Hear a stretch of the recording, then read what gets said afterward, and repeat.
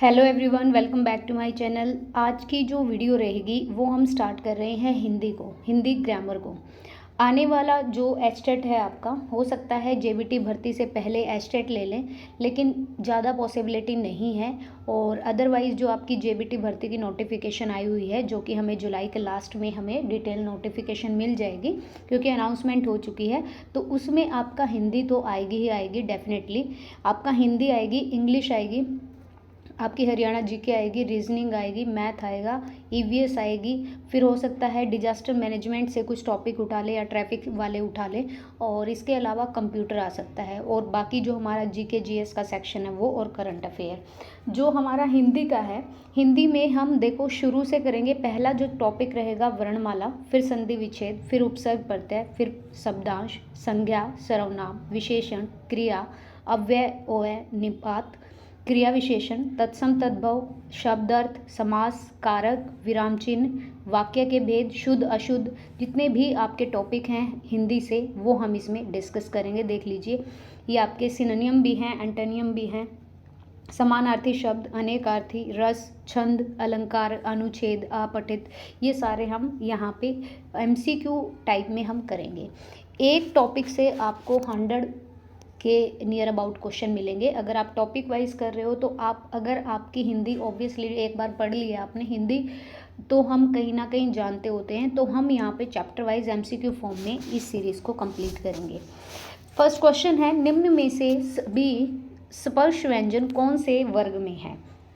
निम्न में सभी स्पर्श व्यंजन कौन से वर्ग में है? जैसे क, ज, फ हो गया, भ, ल, र हो गया, य, द, श हो गया, र, ह, श हो गया। अगर हम बात करें कि यहाँ पर स्पर्श व्यंजन कौन से वर्ग में है, स्पर्श मतलब जिसको हम बोलते समय हमारी जो जीवा है वो कहीं ना कहीं स्पर्श करती है, तो बोल के देखो, क, ज, फ, ये सारे क्या है? ऑप्शन ए यहाँ पे करेक्ट है। ये स्पर्श व्यंजन के वर्ग के हैं, मतलब ये सारे स्पर्श व्यंजन हैं। Option number A. निम्न में से मूल स्वरों वाला वर्ग छांटिए। जो हमारे मूल स्वर होते हैं, जो हमारे बोले जाते हैं कि भाई एक तो आगत हो गया, ठीक है, एक आपका पश्च हो गया, लेकिन जो हमारे मूल स्वर होते हैं वो कौन से होते हैं? अ, ए, ओ, आ उ, ए, ओ, उ, या फिर अ, ई, उ। तो हमारा जो मूल स्वर होता है वो यही होते हैं, ठीक है। जैसे इसमें देखो ओ नहीं माना जाएगा, इसमें भी ओ नहीं माना जाएगा, इसमें आपका आ नहीं माना जाएगा। तो हमारे जो मूल स्वर हो गए अ, ई और उ, ये हमारे क्या हैं? मूल स्वर हैं। निम्न में से अंतस्थ व्यंजन वाला वर्ग कौन सा है? अंतस्थ व्यंजन, और आपने ये पढ़े होंगे अंतस्थ व्यंजन कौन कौन से होते हैं। और यहाँ पे आपको ऑप्शन दिए हैं प, ध, न, व, ह, न, श, ह, र, या फिर य, ल, व। तो आप सभी को पता है जो हमारे य, ल, व होते हैं ये हमारे अंतस्थ व्यंजन होते हैं। एक होता है ऊष्म व्यंजन, जिनको बोलते समय हमारी जो ऊष्मा है वो उत्पन्न होती है, जैसे श, श, श, ठीक है। तो य, ल, व जो है ये हमारे अंतस्थ व्यंजन है। Option number D. नेक्स्ट है, निम्न में से जिस वर्ग में सभी स्वर्ग दीर्घ हैं उसे चुनिए। सारे दीर्घ स्वर कौन से हैं? जैसे हमारे ह्रस्व स्वर होते हैं, दीर्घ स्वर होते हैं, प्लुत स्वर होते हैं। ऐसे ही यहाँ पे पूछा गया है कि कौन से स्वर हैं जो कि इस ऑप्शन वाइज सारे दीर्घ हैं, उसको बताना है। तो जो हमारे आ है, बड़ा आ, बड़ी ई और बड़ा ऊ, ये सारे क्या हैं? हमारे दीर्घ स्वर हैं। अगर हम अ, छोटा ऊ और छोटी ई की बात करें तो वो हमारे ऊष्म स्वर, ह्रस्व स्वर हैं। और जो हमारा ओम हो गया, और जो ये हमारा प्लुत स्वर में आता है।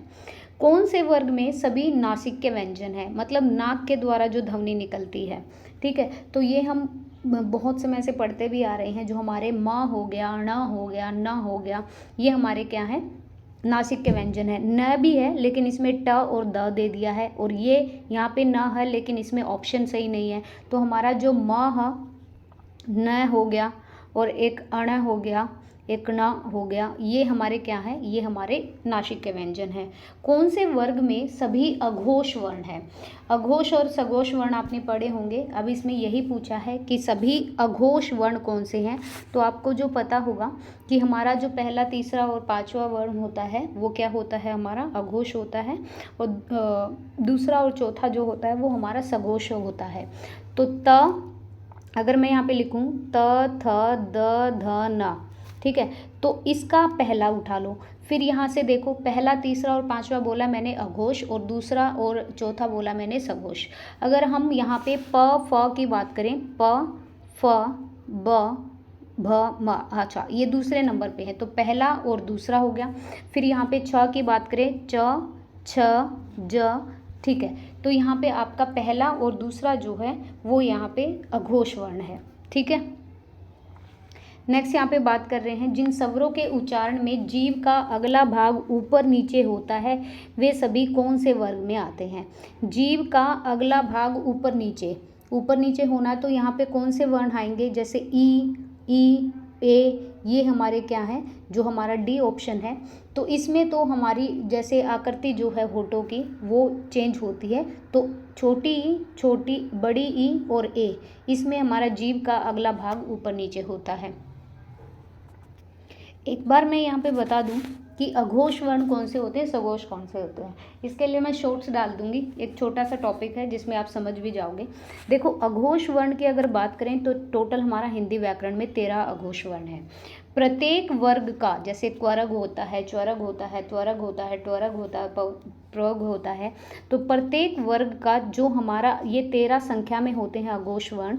और अगर यहाँ पे बात करें तो प्रत्येक वर्ग का पहला और जो दूसरा वर्ण होगा वो अघोष वर्ण में आएगा, और तीसरा, चौथा और पांचवा जो होगा वो आपका सघोष वर्ण में आएगा, ये याद रखिएगा।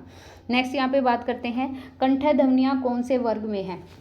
कंठ से निकलने वाली जो ध्वनियाँ होती हैं वो हमारी क, ग, ह, इसमें हमारे कंठ की ज़रूरत होती है, तो हमारा ऑप्शन नंबर बी यहाँ पे करेक्ट रहेगा।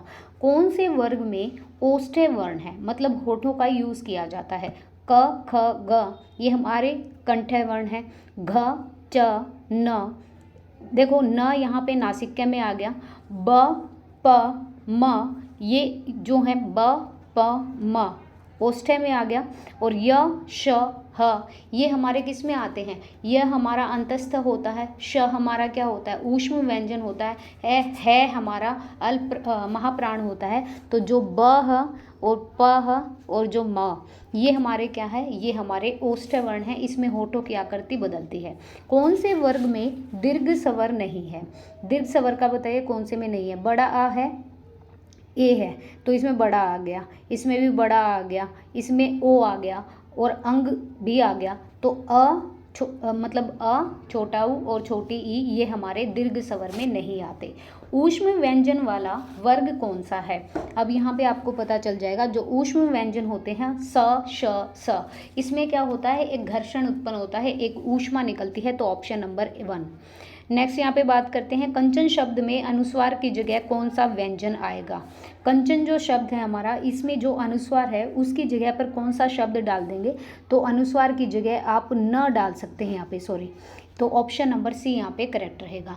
दंतव्य व्यंजन कौन से हैं जिसमें दांतों की मदद लेनी पड़ती है, तो दंतव्य व्यंजन जो होते हैं जैसे ल, श, क, इनको बोल के देखो।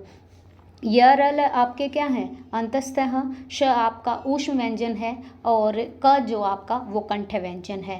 ह, र, द, यहाँ पे ल, स, ध, ल, स, ध बोल के देखिए, ये आपके दांतों को टच करती है जीवा। और प, झ और ढ, प जो है वो हमारा ओष्ठ्य व्यंजन है, तो यहाँ से आप देख सकते हैं कि जो हमारे दांतों की हेल्प लेनी पड़ती है, ल, स और थ, ये हमारे दंतव्य व्यंजन है।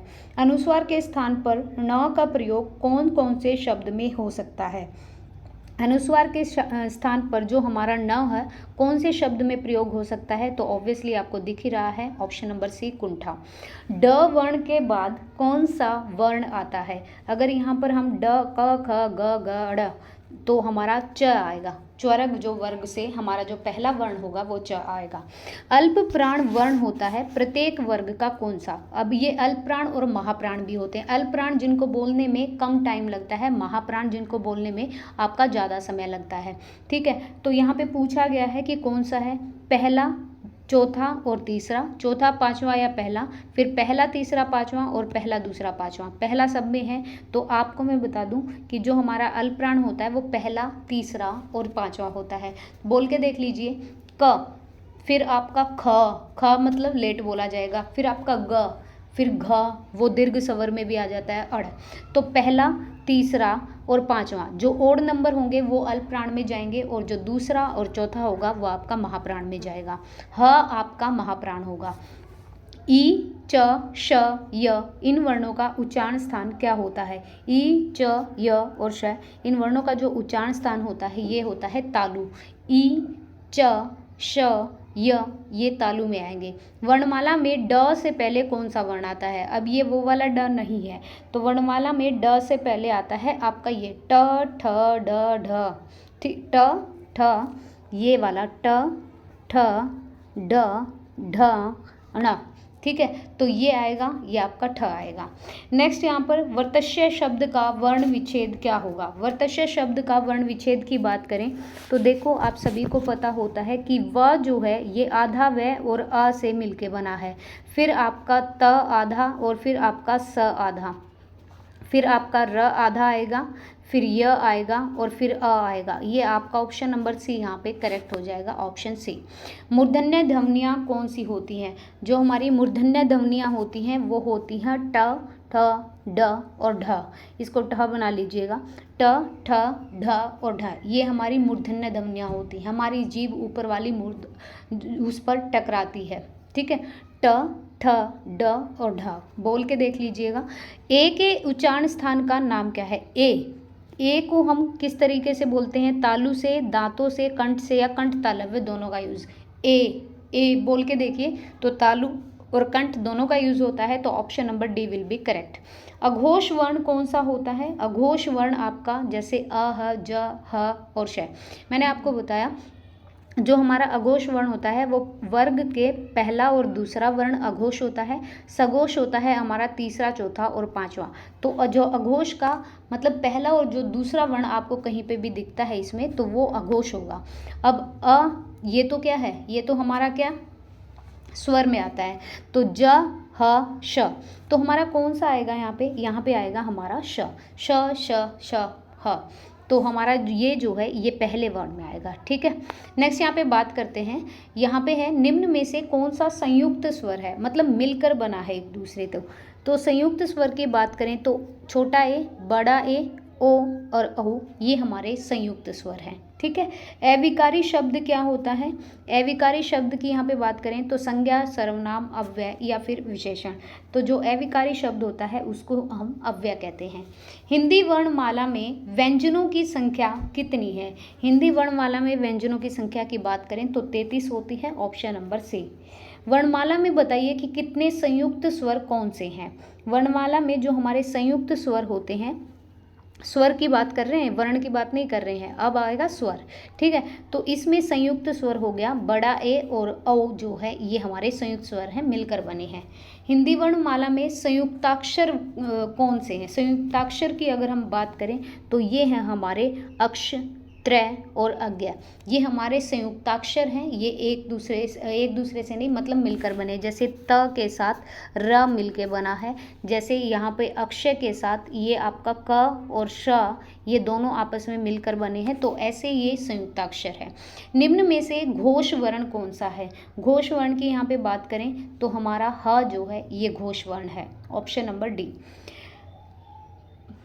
ऑप्शन नंबर डी आएगा, हाँ ठीक है। आगे चलिए, नेक्स्ट यहाँ पे पूछा है निम्न में से कोमल तालव्य ध्वनियाँ कौन सी हैं? कोमल तालव्य ध्वनियाँ जो मतलब तालु को स्पर्श करती है, तो ये हमारी च, छ, झ और झ ये कोमल तालव्य ध्वनियाँ हैं। निम्न में से अल्प प्राण कौन सा है? ये हमें पता है कि जिसको बोलने में कम टाइम लगता है उसे अल्प प्राण कहते हैं। तो हमारा जो पहला है और जो हमारा तीसरा जो वर्ण है वो अल्प प्राण होता है, दूसरा, चौथा और पांचवा हमारा महाप्राण होता है। तो क और ग जो है वो अल्प प्राण है। बिल्कुल भी कुछ समझना है तो एक बार बोल के देख लीजिएगा, पता चल जाएगा। अक्ष किस वर्ण के योग से मिलकर बना है? तो इसकी हम बात करें तो क, आधा क, आधा श और फिर आपका अ स्वर। ठीक है। इन तीनों से मिलकर बना है अक्ष। अक्ष, त्रिय और यज्ञ ये हमारे संयुक्ताक्षर हैं। हिंदी में मूलतः वर्णों की संख्या कितनी होती है? हिंदी में अगर बात करें पूरे वर्णों की तो ये होते हैं 52। कौन सा मानक वर्ण है? ख, ध, झ और भ। मानक वर्ण की बात करें तो झ जो है वो हमारा एक मानक वर्ण है। आज्ञ वर्ण किन वर्णों के सहयोग से मिलकर बना है ये भी पता होना चाहिए। तो हमारा आधा ज और य जो हम आपका न होता है, इनसे मिलकर ये हमारा आज्ञ बना है, दो चीज़ों से। Option number B. किस वर्ण में हलंत का प्रयोग किया जाता है? हलंत का प्रयोग किया जाता है ह की ध्वनि के लिए, नाक से उच्चारण के लिए, नाक मुंह से उच्चारण, या वर्ण को बिना स्वर के प्रयोग करने के लिए।